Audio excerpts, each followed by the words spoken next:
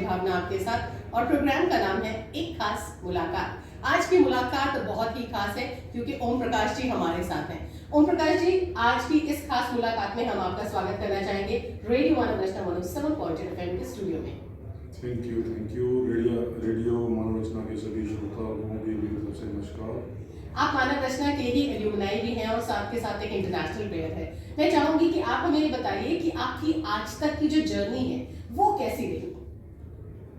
Journey मतलब अभी तो जर्नी क्या बोलते हैं चल रही है। जी, तो जी। आज तक की अगर आप बात करें तो बड़े एक्सपीरियंस तो हुए हैं, जिंदगी में उतार चढ़ाव भी देखे हैं। जी। तो क्योंकि मैं पढ़ाई की दुनिया से खेल की दुनिया में भी जाके आया, वहाँ पे भी हिंदुस्तान का जो झंडा है वो ओलंपिक तक मैंने ले जाने की कोशिश की। जी। तो काफ़ी एक्सपीरियंस रहे, अच्छे और साथ में खट्टे मीठे दोनों तरह के लोग हैं। जी। सो मेरा बड़ा ही स्पेसिफिक सवाल होगा, जब बचपन में हम अपने करियर को डिसाइड करते हैं तो क्या आपने सोचा था कि मैं एक स्पोर्ट्स पर्सन बनना चाहता हूँ, या आपने बाकी सभी बच्चों की तरह सोचा था मैं डॉक्टर, इंजीनियर या फिर मैं एकेडमिक किसी भी फील्ड में जाऊंगा? मैडम, मेरा ऐसा कुछ स्पेसिफिक तो नहीं था कि मुझे एकेडमिक में जाना है या स्पोर्ट्स में जाना है। जी। पर ये जरूर था कि कहीं ना कहीं एक दिल से आवाज़ जरूर आती थी कि कुछ स्पेशल करना है, कुछ अद्भुत करना है दुनिया में। जी। और जैसे जैसे जो अपॉर्चुनिटी मिलती गई जीवन के जिस पड़ाव पे वो शायद मैं मेल करता गया। जी। फिर शायद डेस्टिनी को, किस्मत को मंजूर था खेल में लेके जाने की तरफ, तो मैं खेल में चला गया। सो अगर मैं पूछूं आपका, तो आपका पहला पड़ाव या फिर पहला इंटरेक्शन स्पोर्ट्स से और उसके साथ साथ इस तरफ झुकाव कि आप अपना करियर इसमें बना ले, ये कब हुआ? ये एक्चुअली मैडम एक क्या बोल सकते हैं कि अचानक से हुआ, कुछ ऐसा प्लान नहीं था। हालांकि जीन्स थे, क्योंकि मेरे फादर वो भी आर्मी के लिए रेसलिंग और जो है बॉक्सिंग करते थे। जी। और तो वो जीन्स वहाँ पे थे मेरे अंदर। तो बट ये कभी नहीं था कि कैसे करना है। बट वो हुआ क्या कि मैं सडनली मेरे फादर की पोस्टिंग हो गई बठिंडा में। जी। उनको he was from army background. तो वहाँ पे जो आर्मी स्कूल में जो हम गए, तो वहाँ पे जो हमारे जो पीटीआई थे सुखविंदर सर, उनको शौक था और उन्होंने मेरे अंदर कुछ टैलेंट देखा होगा। हालांकि शुरुआत में मैं आपसे बहुत सच्चाई के साथ कहना चाहता हूँ कि मुझे कोई इंटरेस्ट नहीं था शॉर्ट पुट थ्रो में स्पेशली। क्योंकि शॉर्ट पुट थ्रो जो है वो, उसमें सबसे बड़ी प्रॉब्लम क्या थी कि मेरा शर्ट का कॉलर गंदा हो जाता था जी। और वो कपड़े उस टाइम मुझे खुद ही धोने पड़ते थे, तो मैं बिल्कुल उसमें इंटरेस्टेड नहीं था। जी। बट क्या आज लगता है कि वो सब चीज़ होनी होती है तो हो जाती है। पर उन्होंने मेरे को मोटिवेट किया, मेरे टैलेंट को डेवलप किया, तो मैं तो उनका शुक्रगुजार हूँ, क्योंकि उसकी वजह से आज मेरे को आप दुनिया में पहचान मिली। तो ओम प्रकाश जी श्रेय को जरूर अपने स्पोर्ट्स टीचर को देना चाहते हैं और अक्सर ऐसा होता है। मुझे याद है बचपन में जब मैं क्लास 7th में थी तो मेरे स्पोर्ट्स टीचर ने कहा था कि आप शॉट पुट बहुत अच्छा कर सकते हैं, पर मुझे हमेशा ऐसा लगता था शायद मैं बैडमिंटन बहुत अच्छा खेल पाती हूँ, सो मैं हमेशा उससे बचती रही। लेकिन अगर मैंने ये ट्राई कर लिया होता तो बेशक शायद मैं आज स्पोर्ट्स में अपना नाम कमा रही होती। लेकिन ऐसे ही हमें कहीं ना कोई दिशा दिखाता है। एक बार जब आपके कोच ने आपको दिशा दिखाई तो फिर आपको ये कैसे लगा कि हाँ ये मेरा करियर या मेरी कॉलिंग हो सकती है? इसके पीछे भी एक रीजन था मैडम कि एक्चुअली मैं एकेडमिक्स में काफ़ी अच्छा था जी। बट मेरी जो इनिशियल स्कूलिंग थी वो हिंदी मीडियम से हुई थी। जी। और जब मैं आर्मी स्कूल में, जब मेरे फादर की पोस्टिंग ट्रांसफ़र हुई तो वहाँ पे वो स्कूल जो था इंग्लिश मीडियम था। जी। तो मैंने बोला ना शुरू में कि एक अंदर से आवाज़ जरूर थी कि दुनिया में कुछ अलग करना है हटके करना। तो वहाँ पे जो वो एकेडमिक्स वाला जो पोर्शन था वो पीछे हट गया, क्योंकि वहाँ पे सिलेबस था वो चेंज हुआ। तो तब ऐसा लगा कि खेल भी एक ऑप्शन हो सकता है। जी। और जब वो ऑप्शन की तरह हमारे सामने आया तो फिर हमने सोचा कि अब यहाँ पे अपनी पहचान बनानी है, तो अपना जो बेस्ट दिया आज तक और आगे कोशिश करेंगे कि उसमें कुछ और बेहतर कर सकें। जब पहली बार आप भारत के लिए खेलने गए, कैसी वाली फीलिंग थी? क्योंकि एक बहुत बड़ी जिम्मेदारी हो जाती है। आप इमेजिन करिए जब एक स्कूल के रिप्रेजेंटेटिव बनके आप इंटर स्कूल खेलने जाते हैं तो बहुत बड़ी जिम्मेदारी होती है कि उस पूरे स्कूल का नाम, आपके ऊपर तो पूरे देश का नाम टिका हुआ था। कैसा लग रहा था उस समय? मैडम एज ए स्टूडेंट मैं आपको इतना बताऊंगा कि सबसे ज़्यादा खुशी होती है किसी अपने स्कूल, अपनी क्लास के लिए खेलना, फिर स्कूल के लिए खेलना या अपने कॉलेज के लिए खेलना। अपने देश के लिए खेलना वो अलग महत्व है, पर एक स्टूडेंट के हिसाब से तो मुझे लगता है वो ज़्यादा इंपॉर्टेंट लगता है कि जब आप अपनी क्लास को रिप्रेजेंट कर रहे हो स्कूल में, इंटर स्कूल जैसे जोनल होते हैं, या स्कूल को रिप्रेजेंट कर रहे हो, या फिर अभी कॉलेज को या यूनिवर्सिटी को रिप्रेजेंट करते हैं। क्योंकि जब आप देश को रिप्रेजेंट करने जाते हो तो एक तरीके से वो अलग तरह की रिस्पॉन्सिबिलिटी होती है। वहाँ पे रिकॉग्नाइजेशन के साथ साथ जो है प्रेशर भी आता है।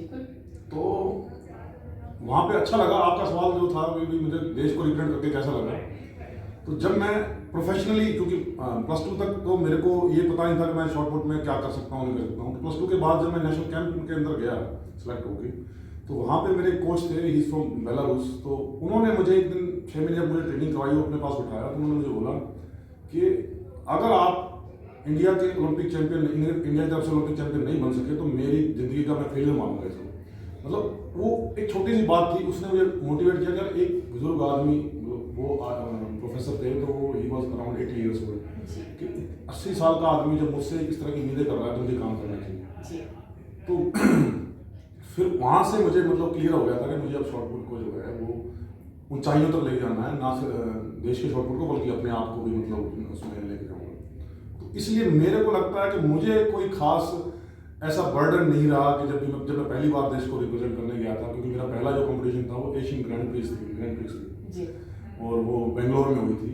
तो मुझे लगता है कि वो मेरे लिए सिर्फ शुरुआत थी, ऐसा प्रेशर नहीं था कि मुझे यार मेरे लिए मतलब बहुत बड़ी अपॉर्चुनिटी। मुझे शुरू से ही क्लियर हो गया था इसी स्टेट में कि यार मुझे कुछ तो बड़ा करना है। तो मेरी आंख और निशाना जो है वो उस तरफ था कि मुझे वो ओलंपिक तक करना है।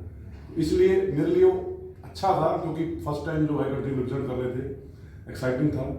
बट ऐसा मैं कहूँ कि मैं बहुत ज़्यादा एक्साइटेड था, प्रेशर में था, या ऐसा नहीं था, मेरे नॉर्मल सी वो थी। और प्रकाश जी, अब बात करते हैं चैलेंजेस की। दिखने में, सुनने में ये सफर बहुत ही आसान लगेगा, बेड ऑफ रोजेस लगता है, ऐसा लगता है बहुत आसानी से इंसान चलकर जा रहा है, लेकिन आसान बिल्कुल नहीं होता है।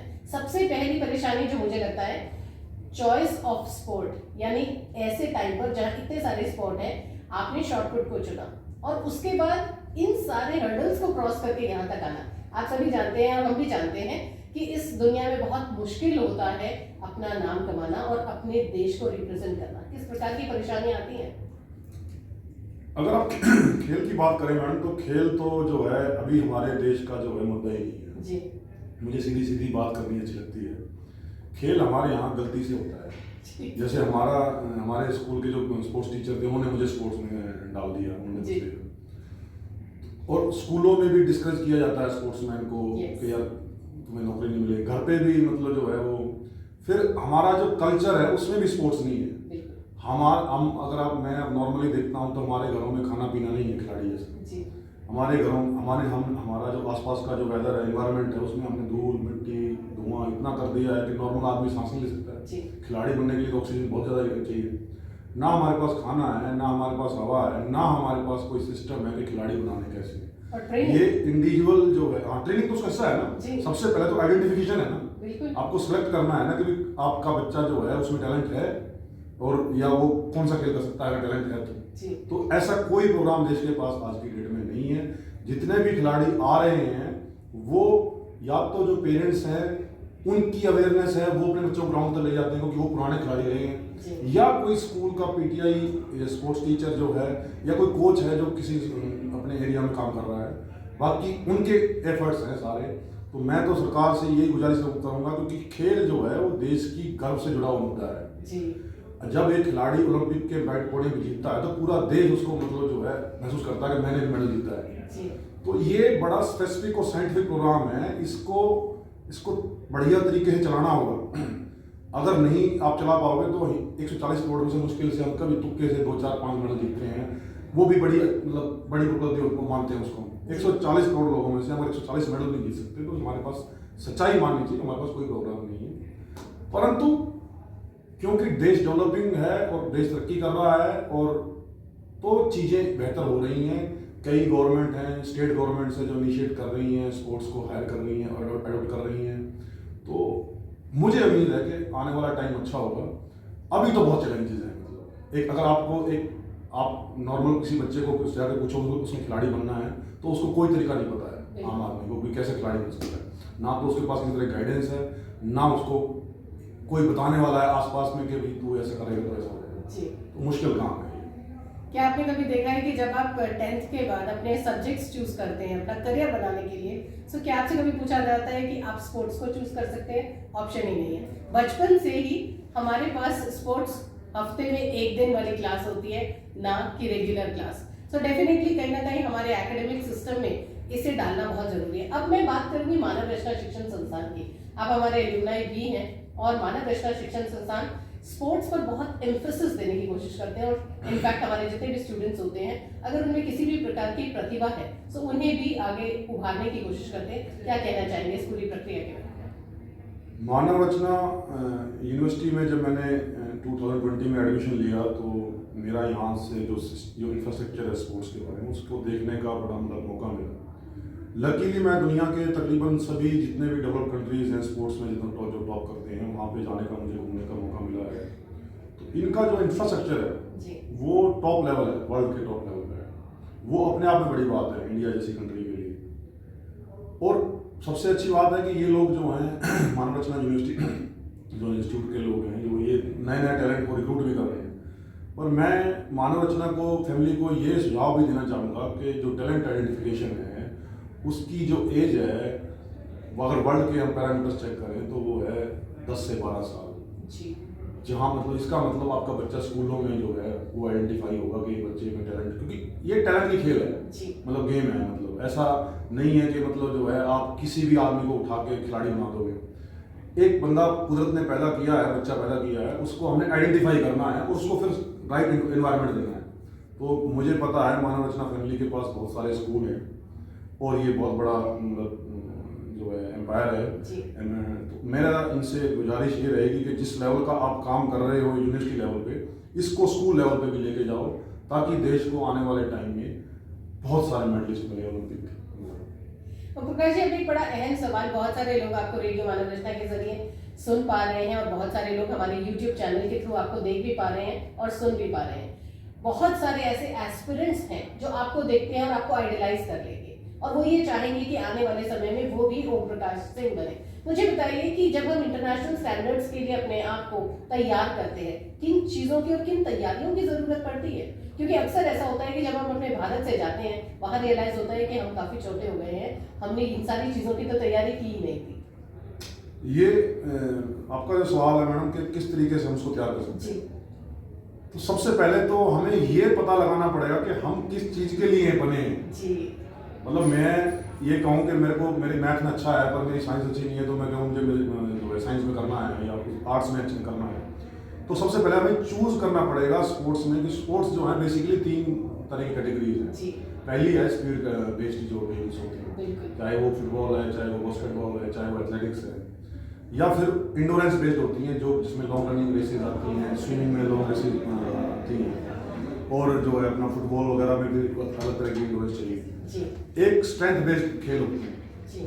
तो हमें चूज करना पड़ेगा, हमारे बच्चों को ये नॉलेज होनी चाहिए कि कौन सी आपके पास जो कंपोनेंट है वो आपका हाई लेवल का है और बाकी सपोर्टिंग है, क्योंकि सारे चाहिए। फिटनेस के जो हैं फिजिकल फिटनेस के 5 मेन कंपोनेंट हैं। पहला स्पीड, स्ट्रेंथ, एंडोरेंस, फ्लेक्सिबिलिटी और कोऑर्डिनेशन। तो ये इन्हीं के ऊपर सारा खेल जो है दुनिया का चलता है, अलग अलग जो खेल है। अगर स्पीड ज़्यादा है तो स्पीड वाले गेम में जाएगा, स्ट्रेंथ ज़्यादा है तो स्ट्रेंथ बेस्ड खेलों में जाएगा आदमी, इंडोरेंस ज़्यादा है तो इंडोरेंस वाले खेलों में जाएगा, फ्लेक्सिबिलिटी जिसमें कोऑर्डिनेशन और जो अपना जैसे जिम्नास्टिक वगैरह के जो खेल आते हैं उसमें जाएगा, और एक अपना कोऑर्डिनेशन में जो है वो चाहे वो बास्केटबॉल है चाहे वो फुटबॉल है, वो फिर मिक्सर हो जाता है। ये बैडमिंटन जो है वो कोऑर्डिनेशन में गेम आता है। तो ये सारी चीज़ें हमें हमारे बच्चों को अवेयर करवाना पड़ेगा, और उसके लिए हमें सिस्टम तैयार करना पड़ेगा कि वो टेस्ट हों, स्कूलों में टेस्ट हों कि आपका बच्चे में कौन सा जो है कंपोनेंट ज़्यादा है और इसकी डेवलपमेंट आगे कैसे होगी। तो ये है बड़ा स्पेसिफिक मामला, क्योंकि इस खेल जो है आदमी नॉर्मली हम समझते हैं कि यार एक आदमी जो मतलब अच्छा मोटा ताजा फैमिला हुआ या तो वो खेल कर लेगा, ऐसा मामला नहीं है। ये बड़ा साइंटिफिक मामला है। अगर वर्ल्ड की थ्योरीज आप देखो तो खेल क्या है, उसका एक मंत्र है कि it is athlete centred, scientific based and coach driven. तो हमें पहले तो एथलीट जो जो है उसको चूज करना पड़ेगा कि वो कौन सा खेल में जा सकता है। जी।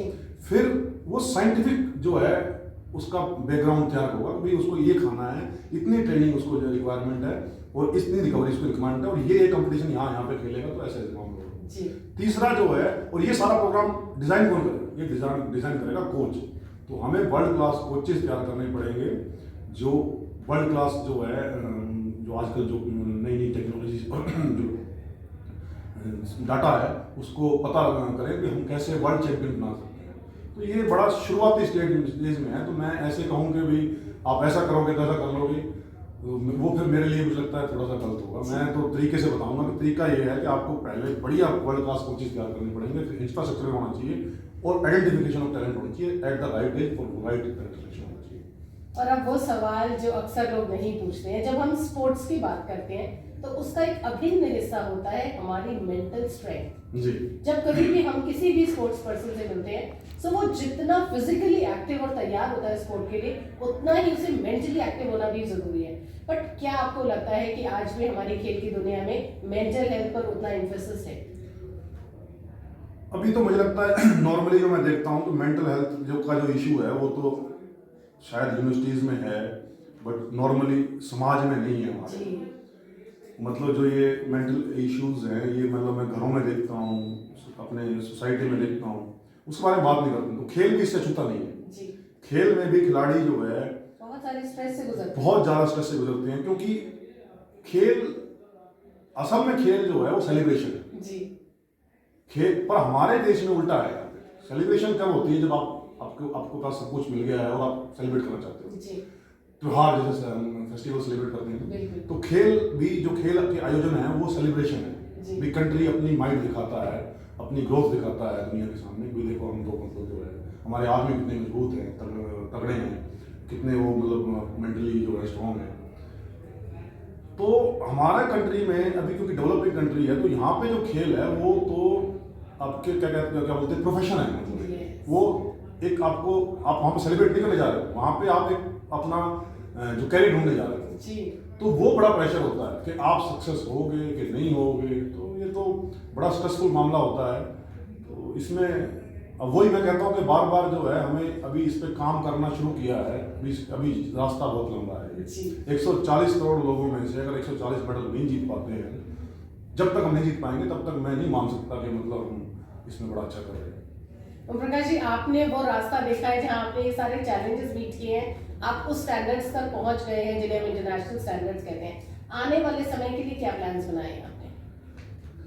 मेरा प्लान तो ये है कि मैं जो कमियां मेरे करियर में मुझसे हुई हैं, मेरा वो मैं अगर मुझे भगवान ऐसी बुद्धि और ताकत देता है कि मुझे ऐसे बच्चे मिलें, तो मैं उनको वो गलतियां नहीं करने दूंगा। जी। और उनको कोशिश करूंगा कि वो जो उनका बेस्ट पोटेंशियल है उसको अचीव कर सकें। और इस प्रोसेस में अगर वो हिंदुस्तान के लिए मेडल जीत पाएँ, खासकर ओलंपिक्स में वर्ल्ड रिकॉर्ड बना पाएँ, तो मैं सोचूंगा कि मैंने अपनी जर्नी जो है वो ठीक ठाक ही कंप्लीट की। एक सही स्पोर्ट्स पर्सन का खूबसूरत सा सपना कि मैंने जो अचीव किया है मैं आने वाली जनरेशन को और आने वाले स्पोर्ट्स पर्सन को वो दूं और मेरी गलतियों से वो जरूर सीखे। तहे दिल से धन्यवाद कहना चाहेंगे, आज आपने अपना कीमती समय निकाला, हमारे सभी लिसनर्स से बातचीत की। लेकिन जाने से पहले हमारे सभी लिसनर्स को क्या खास संदेश आप देकर जाना चाहेंगे? मैंने एक पंजाबी में शेर सुना था, वो मुझे हमेशा याद रहता है। और जब भी मैं कभी मायूस होता हूँ या मुझे कोई लगता है कि थोड़ी नेगेटिविटी है आसपास, खासकर वो कंट्री को लेके, जी। तो मैं उस शेर को बोलता हूँ। वो शेर था कि डुबदा देश बचाउण दे लई कदे हिम्मत नहीं हारी दी, हर दिल विच बरूद हुंदा है लोड़ होवे चिंगारी दी। दोस्तों, एक बहुत ही सुंदर सा संदेश। एक चिंगारी की जरूरत है और वो चिंगारी हम सब के अंदर है। भाई बारूद लेकर बैठे हैं, बन जाइए वो चिंगारी और इस डूबते देश को ही नहीं, इस डूबते खेलों को भी हम बचा सकते हैं। तहे दिल से धन्यवाद कहना चाहूंगी, आज आपने अपना कीमती समय निकाला, हमारे सभी लिसनर्स इतनी बेहतरीन बात जानकारी दी। थैंक यू सभी को, शुभकामनाएं, all the best, thank you. दोस्तों, वक्त है आपसे इजाजत लेने का, लेकिन आप कहीं नहीं जाएंगे, आप जुड़े रहेंगे रेडियो 107.8 FM के साथ। आज की भावना को दीजिए इजाजत।